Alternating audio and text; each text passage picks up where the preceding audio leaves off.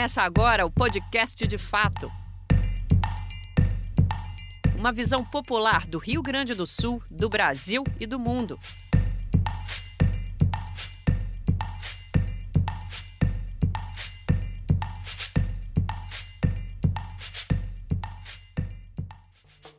Olá, estamos entrando no ar com o podcast De Fato, uma produção do Brasil de Fato do Rio Grande do Sul, em parceria com o Sindicato dos Bancários de Porto Alegre e Região, gravado no Estúdio Hall, diretamente do Centro Histórico de Porto Alegre. Eu sou Kátia Marco e comigo, no comando do programa, Ayrton Centeno. Salve, Kátia!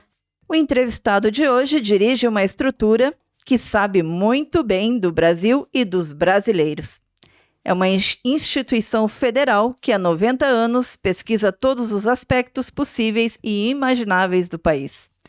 E sua tarefa é indispensável para pensar e planejar o Brasil. E quem a preside é um gaúcho de Venâncio Aires, que passou pela militância estudantil, formou-se economista, trabalhou no DIEESE e fez doutorado em economia na Unicamp, em Campinas. Autor de 60 livros, hoje é o presidente do Instituto Brasileiro de Geografia e Estatística, o IBGE. Muito bem-vindo, Márcio Postman. Muito obrigado pela recepção e a oportunidade do diálogo. Certamente para nós que estamos olhando o Brasil, mas com atenção especial aos acontecimentos recentes no Rio Grande do Sul. Vamos avançar nesse diálogo. Com Em certeza. breve estaremos juntos. Vai lá, Ayrton. Márcio, o IBGE foi criado há 90 anos, né, ainda no período Vargas, né, para levantar e oferecer dados que permitisse ao governo planejar o Brasil, né? E o governo Vargas, ele abriu novas perspectivas de desenvolvimento para o Brasil, né?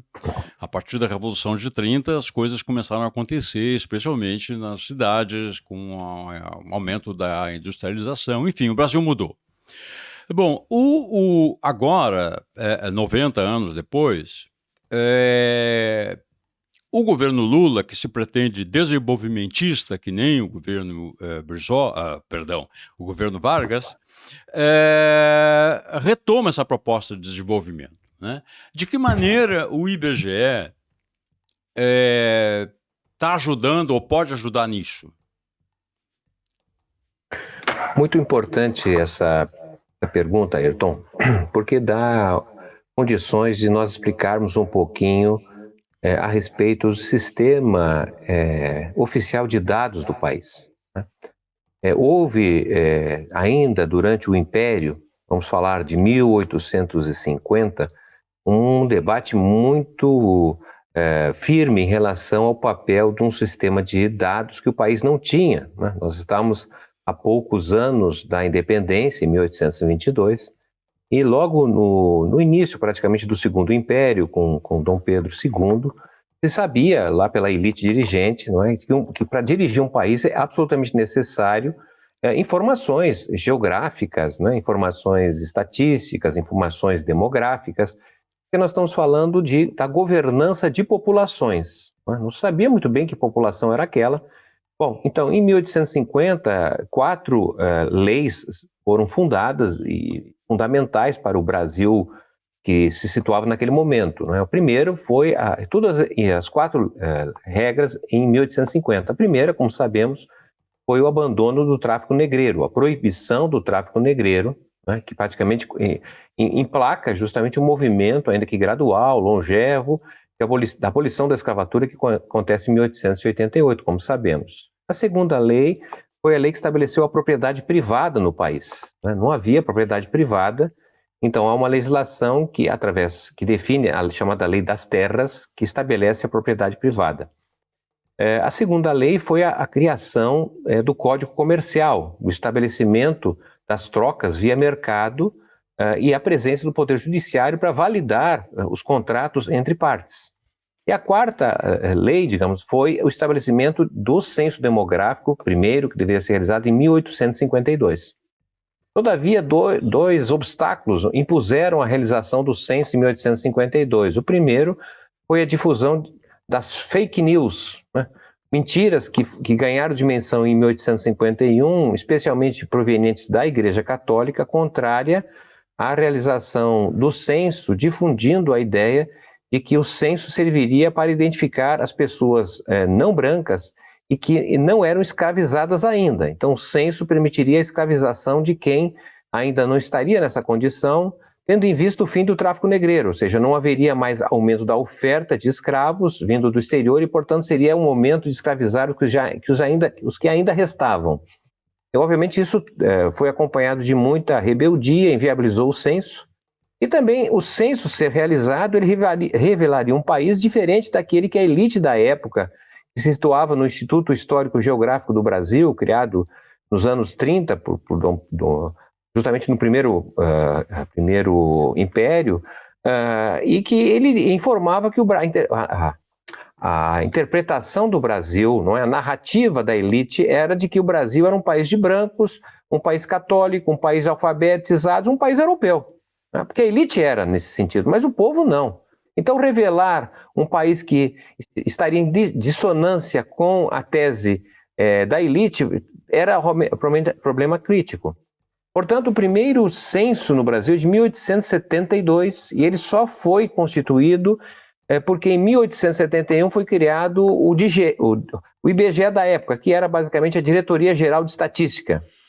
E essa Diretoria de Estatística vai ser responsável pelo censo, pela junção de dados oficiais da época. Essa Diretoria Geral de Estatística, portanto, ela cobre o período de 1871 a 1930 e é basicamente o país da sociedade agrária, o predomínio do agrarismo no país. Né? Muita gente, a maior parte morando no campo, analfabeta, um país voltado para o exterior praticamente, em função das exportações de café e alguns outros produtos. Né? Bom, ali nos anos de 1920, começam a ocorrer movimentos importantes críticos à sociedade agrária. Né? Nós temos já em 1917 a greve geral, que é um questionamento a respeito da nova relação de trabalho, a relação capital-trabalho que se estabelece, pelo menos em alguns centros urbanos. Né? Nós temos um movimento tenentista, um movimento do moderno.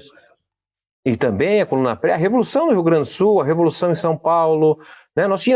O país estava caminhando para uma guerra civil. Né? Alguns presidentes governavam por mandato de exceção. Né?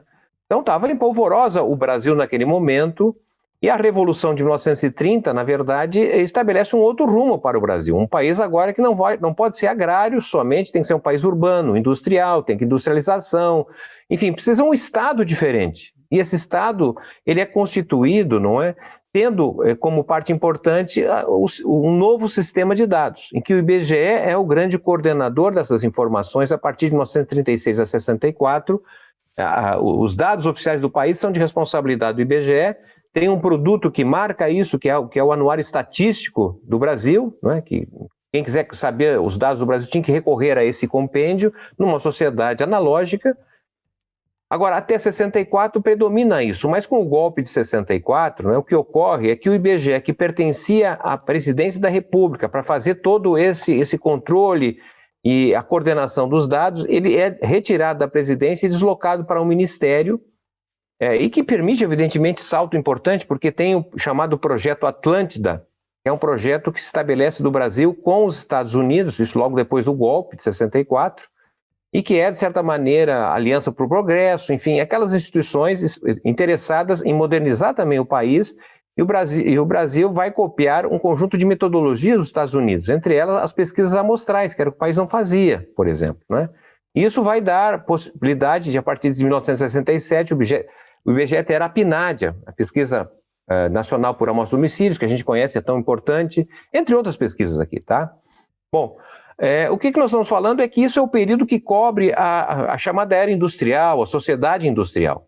A tua pergunta, desculpe, é o recorrido histórico, tá certo? Mas para dar apenas fundamentação, nós estamos numa outra sociedade. O Brasil não é mais sociedade industrial, a industrialização foi praticamente em ruínas, né, desde 1990, com a entrada na globalização, da forma como o Brasil ingressou. Né? Isso teve implicações, né, o desmonte da classe operária industrial, não é, o aniquilamento da classe média assalariada, o próprio desaparecimento da famosa burguesia industrial que nós tínhamos no país. Não é? No seu lugar, foi constituindo um outro tipo de sociedade, uma sociedade de serviços. Né? Nós estamos vivendo um processo de industrialização dos serviços, né? Uma sociedade que também vive com dificuldades e novidades. Né? Assim como em 1918 nós tivemos aquela pandemia da chamada gripe espanhola, né, que atingiu 1/4 da população mundial e muitas mortes no Brasil, nós tivemos em 2020 uma pandemia da Covid que foi uma tragédia para o mundo e obviamente para o Brasil, mais de 700 mil mortes, não é? Nós estamos diante de uma realidade bastante distinta daquela que o IBGE foi criada no passado.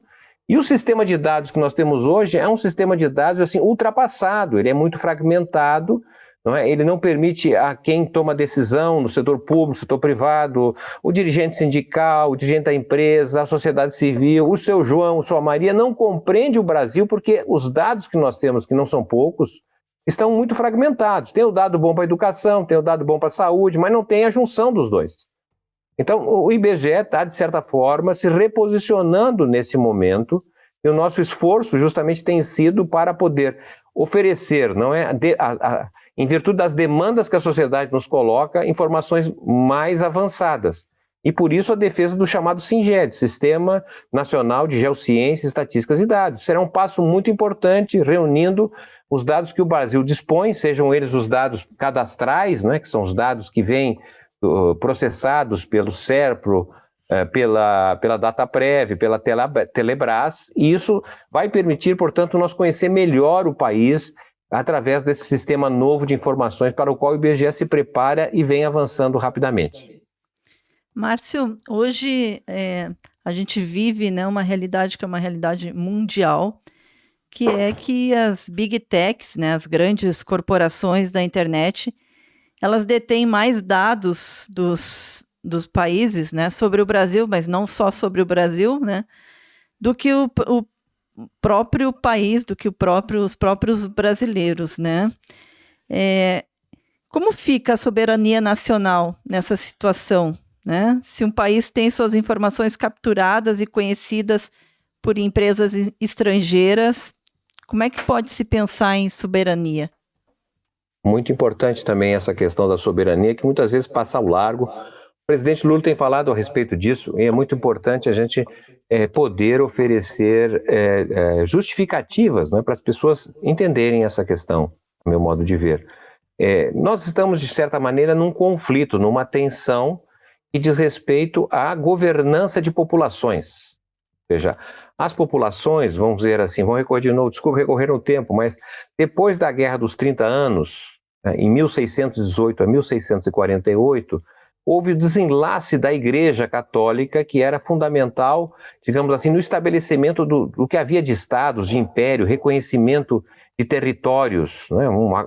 No caso do Brasil, né, a Era do Descobrimento, né, antes disso, o Acordo de Tordesilhas, né, estabelecia os limites, isso passava, digamos assim, pela Igreja Católica, e a Guerra dos 30 Anos, né, ela, de certa maneira, impõe uma separação, e aí se constituem os chamados Estados Nacionais, Estados modernos, que são poucos naquele momento, mas vão ganhar difusão, e já no século XX, né, especialmente ao final da Segunda Grande Guerra Mundial, quando grande parte das colônias vão se tornar países. Estamos falando da Índia, por exemplo, né, Paquistão, enfim, o mundo não tinha 50 países em 1945, hoje tem em torno de 200 países. Né? Então esse processo de criação dos Estados Nacionais, ele pressupôs, na verdade, identificar fronteiras geográficas, né, onde separa um país do outro, onde separa internamente estados, municípios, né? E, ao mesmo tempo, a governança da população, ou seja, através da dimensão da população, quantos jovens, quantas crianças. Até então, até o século XVI, XVII, havia contagem de população, mas era contagem com vistas à formação de exércitos para a guerra. Quantos homens, né? Qual é o tamanho da população, se dá para fazer, então, uma guerra contra o outro império, ou coisas desse tipo. Desde 1790, quando os Estados Unidos realizam o primeiro censo demográfico, que foi justamente feito para contar a população para efeito da eleição, para saber quantos eleitores teriam e a dimensão do número de deputados naquele país.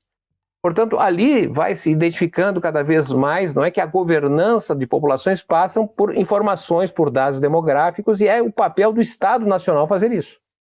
A tua pergunta, não é, refere-se justamente a uma situação nova, que é o poder crescente de poucas, mas grandes corporações transnacionais, cujo faturamento ultrapassa o PIB de países, não é? Então há uma disputa de governança, porque, veja, eu vou lhe falar uma coisa sincera, o IBGE levou 12 anos, né, desde 2010, o último censo, ao que nós fizemos agora, divulgado em 2022. É um censo que exigiu 180 mil recenseadores para visitar 70 milhões de domicílios, né? E esse censo nós estamos divulgando, ele tem um custo que não é pequeno para a sociedade brasileira, mas é importante que seja feito, até foi feito com pouco recurso, diga de passagem, e nós estamos levando 1, 2 anos, talvez 3, para divulgar todo o censo. Bom, acontece que na era digital, né, nós estamos diante de um capitalismo cada vez mais de vigilância, um capitalismo formado a partir da datificação, né, cujo modelo de negócio, as empresas mais ricas do mundo são empresas que operam, que trabalham com dados, né?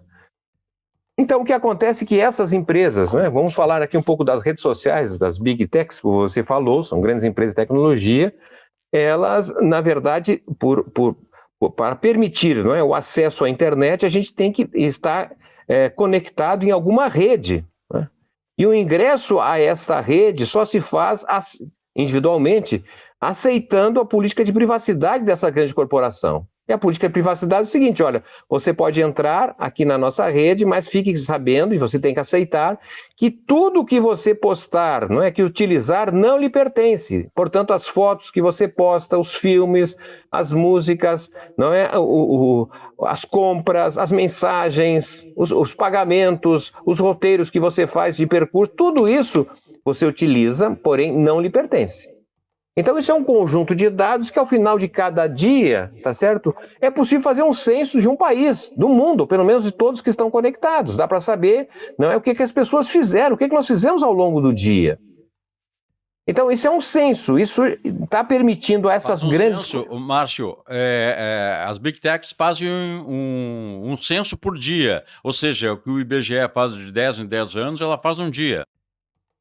Exatamente, e mais do que isso, ela tem informação online, informação no momento, né? É atualizado a todo momento. E, portanto, essas Big Techs, está certo que não são empresas nacionais, são estrangeiras, né? Elas, na verdade, têm mais informações que o próprio IBGE, têm mais informações que o presidente da República, né? Nós estamos assistindo aí uma disputa de um empresário, né, de uma grande empresa, Starlink, não é isso, que entrou na guerra Ucrânia e Rússia, tá certo? Algo que a gente desconhecia sobre isso, ou seja, desde o início do século XVII, da Guerra dos 30 anos, que não havia o setor privado entrando em guerras, governando populações. Então, hoje tem uma novidade, portanto, que se coloca a questão do Estado Nacional. Nós estamos, inclusive, eu mesmo pertenço a uma universidade que praticamente colocou todas as suas informações na mão de uma empresa estrangeira. Por quê? Bom, porque o correio eletrônico é feito por essa empresa estrangeira, então todas as informações do correio eletrônico é de posse dessa empresa, não é? Todas as plataformas que nós utilizamos, não é, estão disponíveis e ofertadas por essas empresas.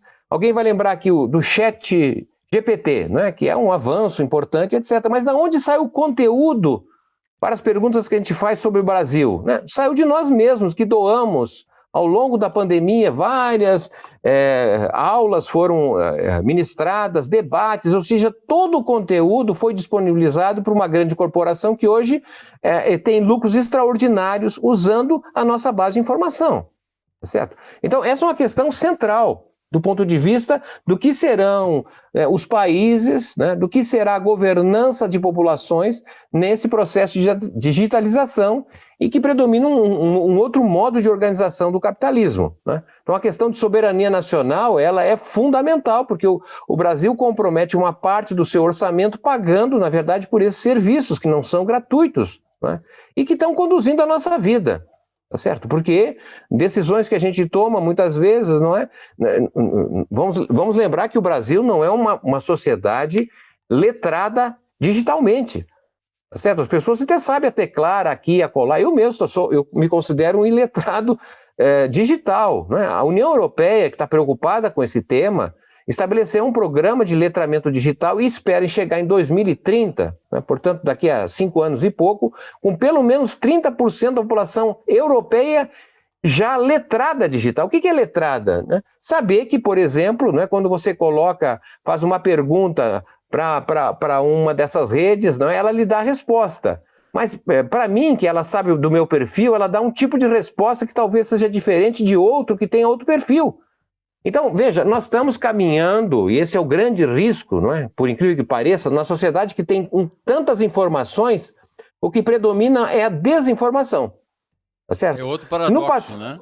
É um paradoxo. Até esse letramento que tu falas, eu imagino que é uma espécie de realfabetização, só que uma realfabetização digital. Exato. Saber lidar. Exatamente. Porque, veja,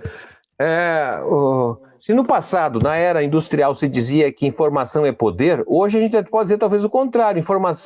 Desinformação é que é poder. Tá certo? Porque não se acredita mais em nada. Nós estamos tendo uma vulgarização das estatísticas. O IBGE, não é, levanta 400 mil preços, vai em 9 regiões metropolitanas. Não é? Nós temos nossos pesquisadores que levantam os preços e o IBGE divulga a inflação. Aí vem alguém, tá certo, vai no supermercado, filma e diz o seguinte: olha, o preço da batata subiu 20%, a inflação está errada. Obviamente que não é obrigado a saber como se faz a inflação no Brasil, mas é uma vulgarização, uma descrença, não é? E mais do que isso, preocupante, porque há o risco, tá certo? Há o risco de nós entrarmos numa nova era, uma nova Idade Média, como foi aquela que prevaleceu entre o século V, depois da destruição do Império Romano, até o século XV, né, com a descoberta de Gutenberg da imprensa. Porque durante praticamente 10 séculos, não é? O que nós tínhamos? Com o fim do Império Romano, a Igreja Católica passou a absorver todas as informações, não é, nas suas próprias bibliotecas. Tem um livro fantástico, um filme também é muito bom, O Nome da Rosa, tá certo? Que mostra justamente como as informações foram concentradas e monopolizadas na Igreja, enquanto predominava um profundo analfabetismo no mundo. Não é? O que nós estamos tendo hoje? Ou seja, há uma monopolização das informações, do conhecimento, em pouquíssimas corporações estrangeiras. O risco, portanto, é de se difundir, não é, o analfabetismo digital, como falávamos, tá certo? Numa sociedade praticamente descrente de tudo, em que o governo vai ser cada vez mais aquele das grandes corporações e que, de certa maneira, questiona não somente o tema da governança, da soberania, mas, sobretudo, a capacidade do ser humano ser governado por si próprio, né? E não pela chamada inteligência artificial, que, de certa maneira, vai criando novas circunstâncias pelas quais nós não sabemos muito bem quais são os limites. E dentro disso ainda nós temos um outro fator aí que, enfim, estamos vivendo, que são essas mudanças climáticas, né, Márcio?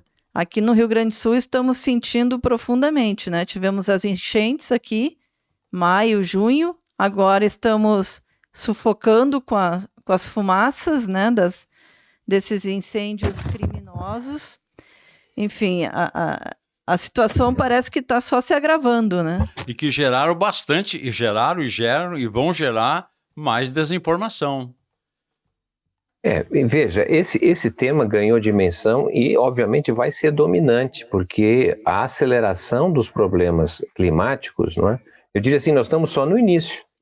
Era importante, não é, que a sociedade organizada, que os partidos, que o poder legislativo, o judiciário, não é, e o executivo se dessem conta que nós não estamos diante de fenômenos anormais, não é? Que, ou seja, acontece de vez em quando. Não, isso é um novo normal. Nós vamos conviver com problemas crescentes decorrentes do clima. E o Brasil não tem estudos, não se antecipa, ou seja, parece sempre lidar como se tudo fosse emergência. É óbvio, né, que nós precisamos de pronto-socorro, né? Porque acidentes ocorrem, alguém é atropelado, né, sofre algum problema de saúde, ele tem que emergencialmente ser tratado, né? Então todos os hospitais têm um pronto-socorro, mas não é só o pronto-socorro. Nós precisamos, na verdade, de uma terapia que nos conduza a reconhecer que tem um problema estrutural. Então, por exemplo, nós não sabemos, não há estudos, há especulações de outros países, por exemplo, de qual a dimensão territorial que vai ser afetada pela elevação do nível do mar. Porque isso é inexorável, nós estamos diante com a temperatura maior, o degelo da calota polar, isso eleva o nível do mar, e, portanto, uma parte das cidades litorâneas vão desaparecer. Não sei qual a dimensão, mas isso é praticamente correto. Os efeitos da seca, né? Da expansão do bioma no semiárido. Então, não tem mais novidade, ou seja, nós estamos diante de questões estruturais, isso significaria, entendo eu, que os prefeitos, que os governadores, né, que o presidente da República, ou seja, se dessem conta, junto com o Legislativo, é claro, e o Judiciário, que nós estamos num outro patamar, né, um novo regime climático chamado antropoceno, que pressupõe, na verdade, olhar a questão ambiental não como se fosse uma política setorial. Tem o Ministério do Meio Ambiente. Fantástico, muito bem, mas a questão é que o efeito climático tem a ver com o Banco Central, não é? Tem a ver com o Ministério da Indústria, tem a ver, enfim, com os vários segmentos. E, portanto, precisamos olhar isso de forma matricial, intersetorializada e, de certa maneira, estabelecer instituições e preparar o país, né, com a inteligência e com capacidade de enfrentar situações que são apenas a meu começo, infelizmente, é o que eu penso. Márcio, você já disse esses dias que há um processo gradativo, contínuo, de decadência das regiões litorâneas do Brasil, enquanto o interior do Brasil, eu suponho que seja aquela centro-oeste, por aí, Paraná e tal, está se desenvolvendo. Eu gostaria que você comentasse um pouco isso. Perfeitamente. A meu juízo, nós estamos numa rota que é o inverso daquela que ocorreu no Brasil desde o Império, né? Vamos entender. Desde o Exatamente. Podemos voltar no tempo. O que eu ia dizer é o seguinte, no período da colônia, né, havia o chamado exclusivismo metropolitano, ou seja, as colônias só podem exportar para a metrópole. Então, o nosso parceiro comercial era Portugal, certo? Mas com a vinda de Dom João VI, em 1808, tem o chamado liberação dos portos, né, para as nações amigas. Nações amigas é a Inglaterra, que foi aquela que patrocinou com segurança o deslocamento da família real de Lisboa para o Rio de Janeiro, né? Então, o que aconteceu? Entre 1808 e 1920, o principal parceiro comercial do Brasil foi a Inglaterra, certo? Bom, e se nós olharmos as nossas instituições daquele momento, a própria República, estão muito contaminadas, não é, pelos valores, pela ideologia, pela orientação inglesa, né? Tanto é que os investimentos que vieram do exterior, por exemplo, né, que permitiram a construção de ferrovias, das primeiras ferrovias no Brasil, eram aquelas que ligavam o interior aos portos. Estou falando aqui de São Paulo hoje, aqui tinha a ferrovia de Campinas ao Porto de Santos. Então, era, na verdade, a ferrovia que desovava a produção de café, né, para o litoral, para o Oceano Atlântico. Bom, isso não se alterou drasticamente desde 1920 a 2009, quando os Estados Unidos passaram a ser o principal parceiro comercial do Brasil, né? E nós sabemos a importância que tem os Estados Unidos no Brasil durante esse período, sobretudo, em que foi o principal parceiro comercial brasileiro, né?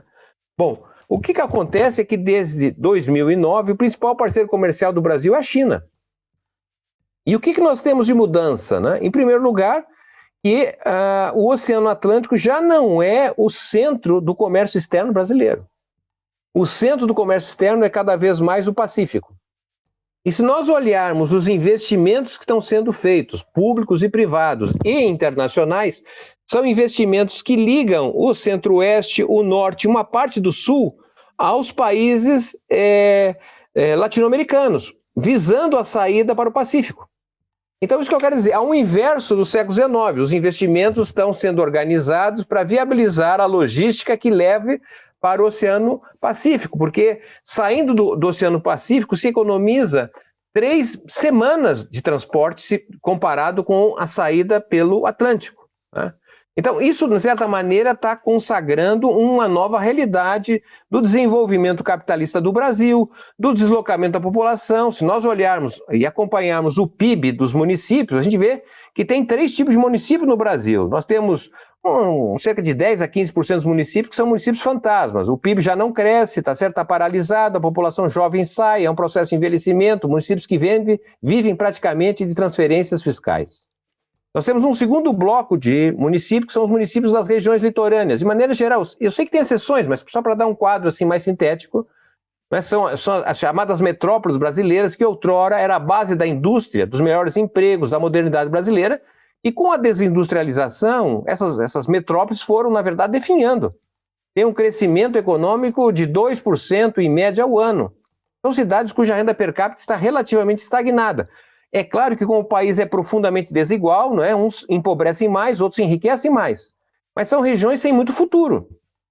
Agora, se você olha o interior de São Paulo, pegando um pouco de Paraná, Santa Catarina e alguma coisinha do Rio Grande do Sul e subindo rumo ao centro-oeste e parte do norte, nós vemos ali municípios que crescem 6, 7% ao ano. São praticamente municípios com ritmo chinês, né? Então isso é um outro país, é outra configuração. E eu pergunto, o que vai acontecer com a população brasileira? 70% da população brasileira ainda reside a não mais de 200 quilômetros da região oceânica, do Oceano Atlântico, não é? Porque isso está sendo cada vez mais um espaço conflagrado com a presença predominante do que eu denomino o novo sistema jagunço, que é a liderança do fanatismo religioso e do banditismo social. Então, são questões, na verdade, estruturais, que nós não vamos resolver com a eleição, até porque a eleição também já está contaminada com o efeito do novo sistema jagunço.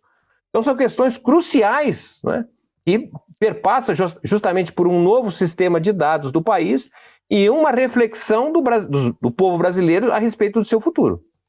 Podia explicar um pouquinho melhor esse conceito do sistema jagunço, Márcio? E eu queria acrescentar também que tu fizesse uma ponderação sobre o seguinte: nós estamos vendo, é só quem lê jornal e acompanha isso diariamente, nós estamos vendo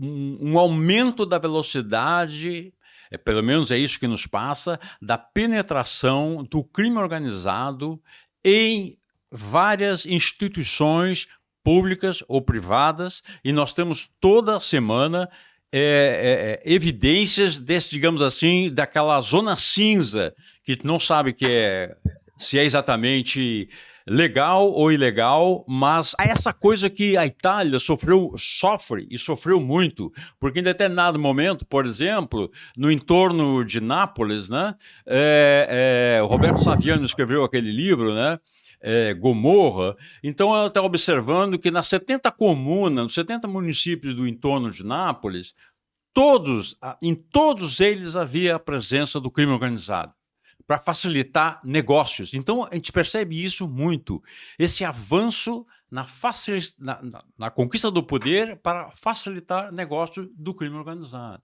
Gostei também dessa questão, porque é a qual que eu venho estudando já de um certo tempo, tem produção, livro sobre esse tema. Eu começo dizendo o seguinte: isso é consequência, tá certo? O fanatismo religioso, o banditismo social, né, são consequências, eu diria, diretas da predominância do receituário neoliberal. Certo?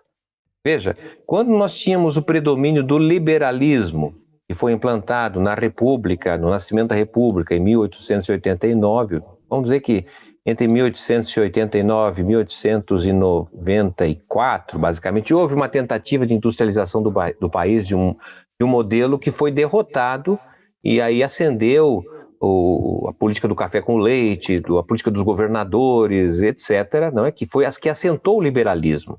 O que era o liberalismo? Era o Estado mínimo, certo? Um liberalismo que patrocinava o capitalismo para poucos. Nós tínhamos o Caio Prado tem uma obra excepcional, entre outros autores, né, que ele dizia, olha, esse capitalismo está gerando uma massa inorgânica para o capital, gente que sobra. E quem são esses? São as pessoas pobres do campo. Né? Tem uma parte importante que é orgânica, que está, diretamente relacionado às atividades vinculadas à exportação, ao mercado financeiro daquela época, às importações, não é? Mas o restante é sobrante.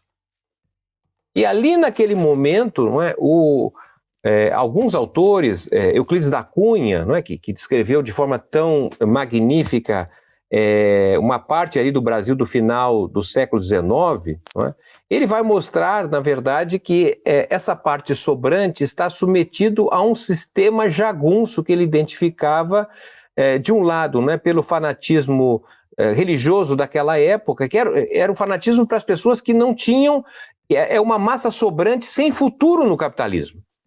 Ela é sobrante, não é? Então, a guerra que vai se organizar, não é, em torno de Canudos. O que é Canudos? É a segunda concentração humana depois de Salvador. 25 mil pessoas lá moravam uma espécie de economia solidária, não tinha nada a ver com capitalismo lá, tá certo? Tinha sua sobrevivência. E tinha também, digamos, o banditismo social, se olharmos o cangaço mesmo, né, de Virgulino Lampião, que agregava massa sobrante do campo, invadindo fazendas, o justicialismo e, bom... Então, isso acaba com a Revolução de 30, que organizou o desenvolvimento capitalista, que abriu espaço para incorporar esta massa sobrante através do emprego assalariado formal, dando às pessoas a oportunidade de ter um direito, a carteira de trabalho, ao direito, né, de se aposentar, de receber um salário mínimo, né, de ter férias, descanso semanal, de ter representação, o sindicato, né? Quer dizer, um sistema que dava identidade e pertencimento. Acontece que com o receituário neoliberal, né, com a forma com que o Brasil entrou a partir de 1990 na globalização, né, o capitalismo que nós tínhamos antes, ele foi definhando, né? Nos anos 80, nós tínhamos cerca de quase 70% dos ocupados no Brasil estavam ocupados em atividades tipicamente capitalistas. O que é isso? São atividades que só existem porque buscam o lucro, tá certo? Tem uma estratégia capitalista de ganhar mercado, de crescer, etc. Quase 70%. Os dados atuais apontam para 49% da ocupação no Brasil está vinculada à atividade capitalista. Ou seja, nós temos cerca de 12% de atividades no setor público, que não vive de lucro, não é? E nós temos cerca de 40% da população hoje que está fora disso, que são as atividades de subsistência, as atividades da economia popular, né? Que o cidadão montou um negocinho ali na casa dele, não está visando lucro. Quer dizer, claro que ele quer ter uma receita maior que a despesa, isso é evidente. Mas não tem uma estratégia capitalista. Se diz que ele é empreendedor, mas obviamente ele está tentando sobreviver, não é? Então, o que acontece é o seguinte, que essa massa sobrante que nós temos hoje, eu calculo entre 60 a 70 milhões de brasileiros sobram. O capitalismo não tem nada a oferecer a eles, né? Então, é uma massa sem destino, e quem oferece destino? Porque o Estado, cada vez mais contido, distante das regiões mais pobres do país, não é? Tem a oferecer bolsas, que são fundamentais, mas não são suficientes, porque não oferecem um horizonte. E de um lado, você tem aqueles que questionam este horizonte e, portanto, buscam nas igrejas. E outros, está certo, que questionam que as igrejas também não oferecem tanto assim o conforto da vida futura e, portanto, passa por imediatismo. O imediatismo é a ascensão pelo crime. E isso, obviamente, está reorganizando o Estado brasileiro em novas bases, né? Porque nós estamos falando, sejam de igrejas, não são todas, tá certo? Aqui pelo tempo eu não estou aqui me detalhando, mas grande parte do crime organizado são empreendimentos, tem bancos, tá certo?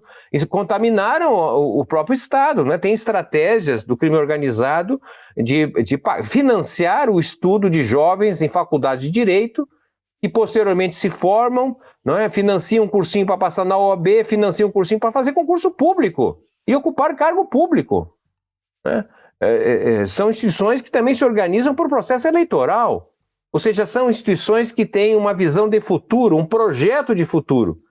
E isso coloca, evidentemente, como necessidade de entender, como consequência, tá certo, enquanto o neoliberalismo continuar dando as cartas, porque ele é incapaz de absorver a todos, deixando essas massas sobrantes cada vez mais à disposição do crime e do fanatismo religioso. E que nos leva também para a extrema-direita, né? A extrema-direita é uma demonstração do quanto ela é antissistema. Ela está se colocando contra esse sistema, ainda que possa ser apenas uma retórica. Ao contrário da esquerda, que muitas vezes defende a ordem do jeito que está aí, não é? Então, essa é uma contradição enorme, né? Porque, na verdade, há uma defesa de uma ordem que está, de certa maneira, com sérios problemas de sustentação, porque também está sendo contaminada pela própria presença do crime e do fanatismo religioso, não é? Então, a direita tem um discurso antissistema, anti-ordem, quando talvez ela seja a própria ordem, mas do ponto de vista do jogo da retórica, né, do jogo eleitoral, ela se coloca contra tudo que está aí, acreditando que a destruição de tudo que está aí, né, gerará uma espécie de emergência das cinzas, quando obviamente isso aí é algo que depõe contra qualquer mínimo de racionalidade nesse sentido. Mas não podemos esquecer que também a esquerda, os progressistas, têm uma parte importante no que estão fazendo e no que estão dizendo. Até que ponto a sua retórica, tá certo, é de fato capaz de mudar a realidade. E até que ponto é capaz? Olha, vamos entender, tá certo, que então, trazendo para os dias de hoje, olhando o governo federal, não é? Eu não tenho dúvida que o governo do presidente Lula tem clareza, não é, dos limites em que ele assumiu o governo. Não é? É inegável, não é, que a direita não morreu. A direita está viva, vai disputar as eleições, não é? Tentou um golpe de Estado, tá certo? E não está sendo simples comprometer aqueles que o golpe deram. Portanto, é um governo, que eu diria assim, de transição para uma possibilidade de transformações mais profundas, porque o que tem sido possível fazer até agora, diante dos limites impostos, não é, é recuperar aquilo que o governo do presidente Lula e da presidente Dilma haviam já estabelecidos, porque nós tivemos um retrocesso inegável de 2016 para cá, né? O próprio IBGE sofreu demasiadamente, sem concurso público, redução de salários, não é? Problemas seríssimos de realização de pesquisas, do IBGE, mas isso não é específico do IBGE, isso é uma coisa geral, não é? A defesa da privatização, a destruição das instituições, ou seja, restabelecer isso nas condições que o governo do presidente Lula assumiu, não é pouca coisa, né? Agora, evidentemente que há uma expectativa de que à medida que nós possamos acumular forças, e nesse sentido a questão eleitoral deste ano me parece muito importante para redefinir rumos, né? E, obviamente, garantir que a democracia se sustente no país, né? Porque a gente começa a olhar a América Latina e percebe que não temos muitos parceiros nesse sentido, que sofrem um processo de desorganização que decorre justamente do neoliberalismo. Então, é realmente um momento desafiador, não é o mais difícil de outros momentos, nós vivemos momentos muito difíceis, e eu entendo sempre que é uma mudança de época que estamos vivendo. Uma mudança de época em que o futuro está em disputa, certo? E essa é uma questão recorrente que a gente precisa ter clareza, e o papel dos intelectuais, o papel da universidade é muito importante para ajudar a entender este momento que não é simples. Nessas perspectivas, dentro das perspectivas do Brasil, qual seria o papel dos BRICS aí, da presença nos BRICS? O que tu és otimista quanto a isso? Não, quantas possibilidades que serão abertas ou que estão sendo abertas? Sim, veja, eu parto da hipótese que nós estamos vivendo, como falei muito rapidamente, uma mudança de época. Essa mudança de época tem quatro eixos estruturadores, né? O primeiro eixo está associado ao deslocamento do centro dinâmico dos Estados Unidos, né, do Ocidente para o Oriente, para a China. E isso tem aberto um espaço inédito para o chamado Sul Global. Nós somos uma sociedade, o Brasil, nós podemos falar de toda a América, não é, que nasce justamente da ascensão da Europa a partir do século XV, XVI. As grandes navegações, não é, que descobrem um continente inexistente que era a América. Portanto, nós nascemos, desenvolvemos, olhando sempre o mundo a partir da Europa, o chamado eurocentrismo. No século XX ganhou importância dos Estados Unidos, mas nós não estudamos, nós não sabemos praticamente o que era o Brasil antes dos portugueses, tá certo? Então, há algo que precisa ser conectado quando o Ocidente vai perdendo importância relativa. Não é mais... Nós temos cada vez menos a aprender com a Europa e os Estados Unidos, certo? Nós estamos diante do apogeu do Oriente, sobre o qual nós quase nada conhecemos. Não se estudam os filósofos orientais, hindus, né? Filósofos do Oriente Médio, enfim, filósofos, inclusive, que pertenciam aos astecas, aos incas, né? Porque eram sociedades que também tinham uma visão de mundo.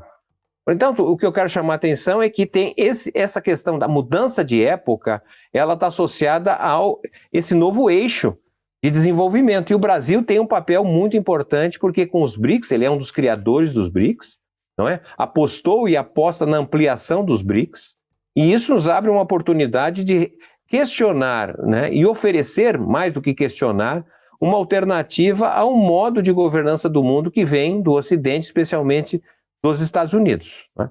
Tem a era digital, que a gente falou um pouco sobre isso, que é outro ponto de ruptura, não é? Que reconecta a sociedade em novas bases. Tem a mudança do regime climático, que falamos há pouco também, que é o terceiro eixo dessa mudança. E o quarto é a mudança do ponto de vista do regime demográfico, não é? Que sempre se falou, pelo menos até até 1800, né? O mundo reconhecia ou estimava a existência de 1 bilhão de habitantes, ou seja, levou 18 séculos depois de Cristo para chegar a 1 bilhão de habitantes. De 1800 a 2000, a população foi multiplicada por 10 vezes no mundo. E havia justamente uma ideia de que continuaria a crescer a população. Ora, os censos demográficos realizados recentemente mostram, na verdade, uma inflexão, como foi o caso do Brasil. Nós, a partir da década de 2040, nós teremos já uma regressão dos brasileiros. Chegaremos no ano 2100, possivelmente, se não mudar nada, a uma população menor do que ano 2000. E isso está em curso também no Oriente, na China, que deve voltar a ter uma população de 700 a 800 milhões, não mais 1 bilhão e 400. Né? Nós temos civilizações que devem desaparecer nos próximos 70 anos, né? Que é o caso do Japão, por exemplo, né? Da Itália, da Grécia, países que vão desaparecer, porque a população já não mais cresce, depende cada vez mais de imigrantes. Então também é uma mudança de época sobre a qual o Brasil precisaria também discutir. Nós estamos achamos razoável a população que nós temos hoje, tá certo? 212 milhões, num país de dimensão continental, de baixa densidade demográfica. Será que nós vamos aceitar mais imigrantes, né? Por que está havendo a queda na taxa de fecundidade? Por que as mulheres estão tendo menos filhos? A gente sabe que estão tendo menos, mas por quê? Qual é a razão? Falta política pública? Perceba que mudança de época na verdade, um momento de grande questionamento, não é? De oportunidade de disputar o futuro de forma diferente. A gente o Brasil está presidindo, né, o G20, está acontecendo vários, encontros, reuniões importantes no Brasil e que, na verdade, pouco se fala sobre isso, né, Márcio, na imprensa. Assim, a grande população em geral, na verdade, eu acho que pouco sabe sobre isso. E um dos debates que se faz no G20 é justamente a questão da tributação dos super ricos, né, que o ministro da Economia, o Haddad, defende uma tributação global, né? Como é que tu está vendo esse debate? Ele não é, de certa maneira, novo. Isso já vem do final dos anos 1960 e 70, a teorização, propostas.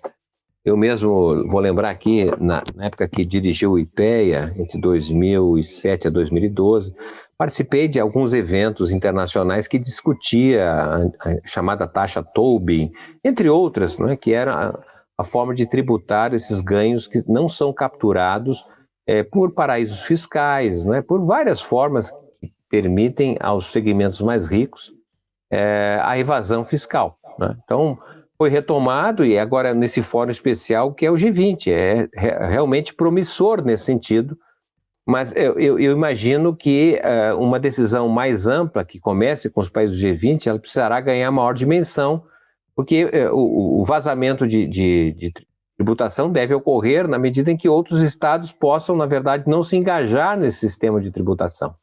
E aí vem uma questão adicional, que é justamente o esvaziamento das Nações Unidas, né, que é um produto do final da Segunda Grande Guerra Mundial, E hoje, realmente, ela tem dificuldades de estabelecer, normatizar critérios de dimensão mundial, né? Talvez os BRICS possam também contribuir nesse sentido, porque a partir do sul global se olha o mundo noutra perspectiva. E nós não esperamos mais do andar de cima, né, do norte global, mas nós mesmos precisamos construir os nossos caminhos. E tá aí a África, né, também para ser descoberta, né? Eu quero te fazer uma pergunta para voltar um pouco para as raízes aqui, que é o seguinte: nas últimas décadas, nos últimos 50 anos ou mais, o Rio Grande do Sul tem paulatinamente perdido protagonismo. Não só protagonismo político, como protagonismo especialmente econômico. Como é que tu vês isso? O que tu achas onde é que se errou, onde é que a gente deveria ter apostado, enfim, qual é a reflexão que tu tens a respeito do caso específico do Rio Grande do Sul? Olha, eu agradeço a pergunta.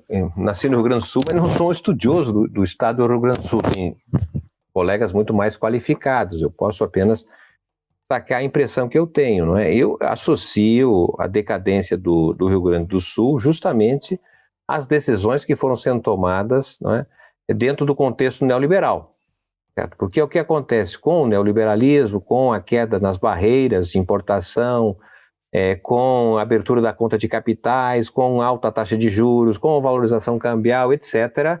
Tudo isso foi, na verdade, comprometendo a base, a estrutura produtiva interna, voltada justamente para o mercado interno do país. E o Rio Grande do Sul era um estado relativamente muito bem industrializado, né?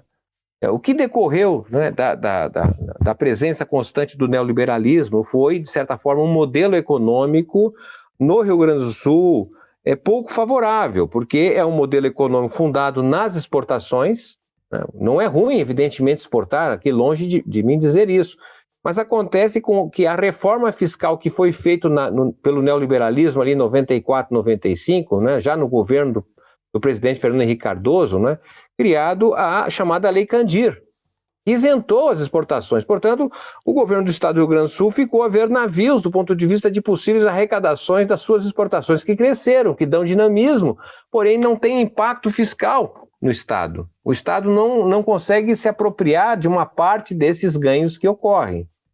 Por outro lado, tá certo, com o esvaziamento industrial, né, com a desindustrialização, com o neoliberalismo dominando, nós tivemos a difusão crescente de micro e pequenos negócios no estado do Rio Grande do Sul. E como sabemos, não é o estado do Rio Grande do Sul, mas o Brasil tem uma legislação, não é, o chamado Simples, não é, que isenta em grande medida os micro e pequenos negócios de qualquer tributação. Veja, eu não estou criticando, mas estou dizendo que esta forma de expansão foi retirando a base fiscal do Estado. Então foi um Estado que, de certa maneira, não conseguiu se engajar nesta nova dinâmica e, portanto, em alguns governos, tá certo, ele ainda fortaleceu a perspectiva neoliberal, desfazendo do seu patrimônio, não é? Cortando as possibilidades que o Estado tinha, que foram constituídas aí, desde Júlio de Castilhos, né, Borges de Medeiros, Getúlio Vargas, foi aquela visão de que o capitalismo deve avançar, mas para avançar ele tem alguma contribuição, ele tem que pagar tributos, pelo menos, não é isso? Então, eu penso que a raiz dos problemas que o Estado do Rio Grande do Sul possui, nesse sentido, né, estão associadas ao próprio receituário neoliberal, não é, que colocou um dinamismo econômico que pouco dialoga com as necessidades do Estado e, portanto, com as necessidades do povo gaúcho. Interessante que quando o governo federal, né, Márcio, toma qualquer medida visando o desenvolvimento do país, tem uma afirmação econômica ou tenta fazer uma melhor distribuição de renda, logo se forma um coro, né, de defensores do rigorismo fiscal, da elevação da taxa de juros, do gasto social. A gente ainda vive isso muito fortemente, né? Sim, porque a gente precisa também compreender que o neoliberalismo ele foi se mantendo porque ele tem apoio social, né? Tem uma parte da sociedade que é beneficiária. E por ser beneficiária, ela vai controlando os meios de comunicação, tá certo? Vai controlando a base parlamentar, não é? Então, ela utiliza de forma sábia, na verdade, as oportunidades que tem para manter esse modelo praticamente intacto. Porque impressiona realmente o Brasil, não é que não tem dívida praticamente externa, ou seja, a dívida pública é em moeda nacional, né? Está sob o controle do Estado, sob o controle da sociedade, em última análise, e, portanto, não há razão técnica para justificar a taxa de juros histórica que é no Brasil. Sempre não é acima da inflação e num patamar que torna muito mais difíceis os negócios, as atividades produtivas. Então, isso, na verdade, desestruturou a própria classe dominante no país, né? Como falávamos anteriormente, você tinha uma burguesia industrial, tinha Antônio Hermílio de Moraes, para citar um, né? E era, na verdade, uma âncora da produção, né? Uma disputa com o próprio capitalismo estrangeiro nesse sentido, porque guardava o interesse da produção nacional, né? Na medida em que você teve a dominância do receituário neoliberal, ou seja, você tem taxas de juros muito elevadas, faz com que é mais fácil, né, com essa taxa de juros, você vender o seu negócio, converter o seu negócio em dinheiro e aplicar no sistema financeiro. Não tem risco algum e um ganho espetacular, né? Então houve uma conversão de uma parte importante da burguesia industrial em rentistas, que anteriormente eram contra a taxa de juros porque atrapalhava os seus negócios e agora são defensores da taxa de juros porque ali é o ganho, né? É o chamado rentismo, vive de rendas que não produz, que são auferidas, retiradas do próprio orçamento. Por outro lado, aquele segmento da burguesia industrial que conseguiu manter o seu negócio, a sua fábrica, tá certo? Mas, na verdade, ele passa a ser uma espécie de comerciante, capital comercial, porque ele manteve a sua fábrica, porém, na verdade, ele só monta.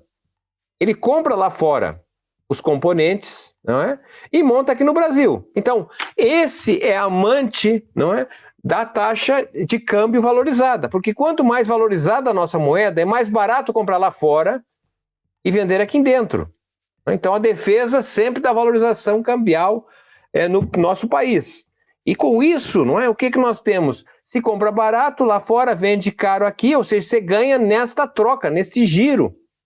E esse giro não gera emprego decente, esse giro não gera recurso fiscal suficiente.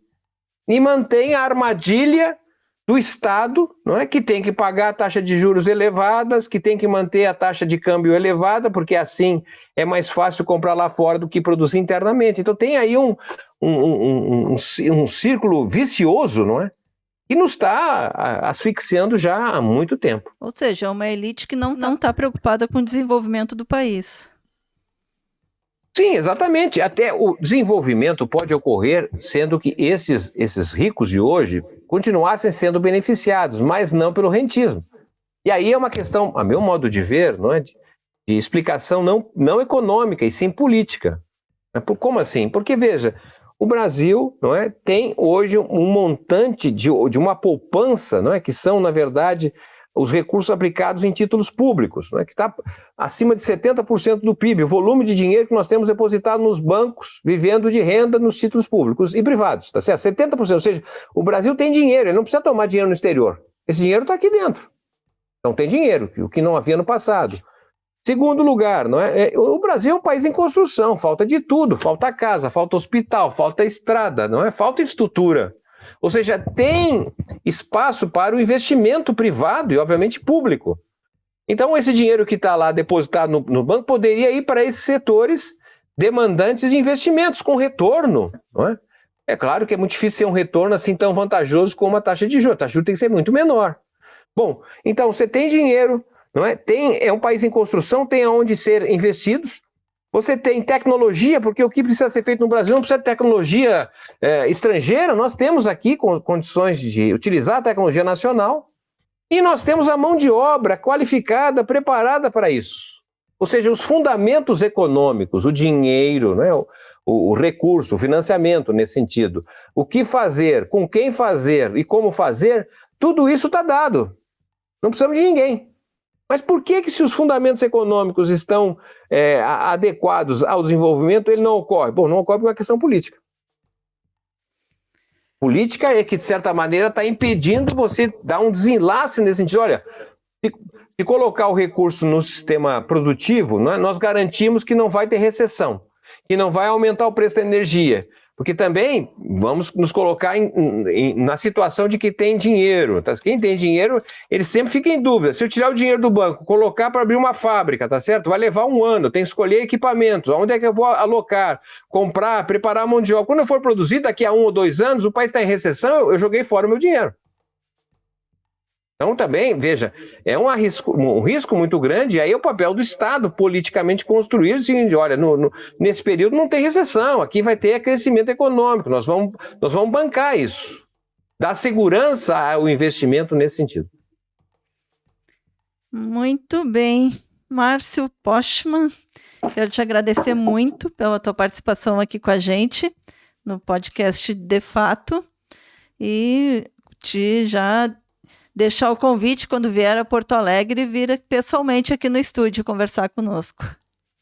Com prazer. Eu quero, nessas palavras finais, de certa forma, agradecer o trabalho que vocês têm, não é? Essa disciplina de abrir a discussão, fugir um pouco do automatismo e praticamente do monopólio da imprensa mais ampla, e pode contar comigo já de muito tempo.